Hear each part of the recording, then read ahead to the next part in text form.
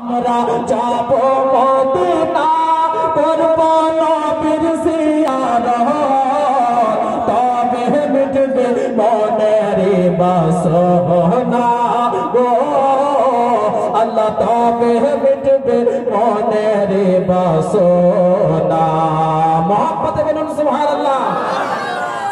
আরে আরব দেশের তেঁতুল মিষ্টি আরো মিষ্টি বেদানা সুবহানাল্লাহ জোরে হলো না আরে আরব দেশের তেঁতুল মিষ্টি আরো মিষ্টি বেদানা আরব দেশের তেঁতুল মিষ্টি আরো মিষ্টি বেদানা আবে জমজম কূপের পানি পান করে ভাই দেখো না আরে আরব দেশের তেঁতুল মিষ্টি আরো মিষ্টি বেদানা আবে জমজম কূপের পানি পান করে ভাই দেখো না আমি যাব মদিনা আমি যাব মদিনা তোমরা বাধা দিও না আমি যাব মদিনা তোমরা বাধা দিও না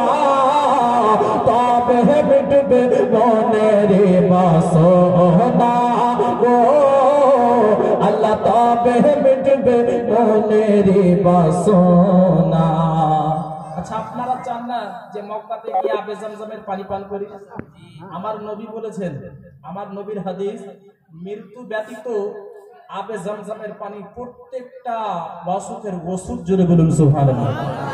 দুবারা আমি ছন্দটাকে পেশ করছি, দুই হাত তুলে বলুন সুবহানাল্লাহ।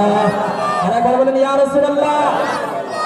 আরব দেশের তেঁতুল মিষ্টি আরো মিষ্টি বেদানা আরব দেশের তেঁতুল মিষ্টি আরো মিষ্টি বেদানা আবে জমজম কূপের পানি পান করে ভাই দেখো না আমি যাব মদিনা তোমরা কেউ বাধা দিও না তবে মিটবে মনের বাসনা গো আল্লাহ তবে মিটবে মনের বাসনা।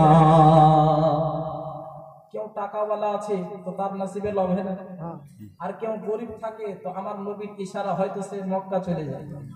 আমার নিজের চোখে দেখা গো একটা লোক ভ্যান চালক সারা জীবন মেহনত করে আপনার ঘাম মাথার ঘাম পায়ে ফেলে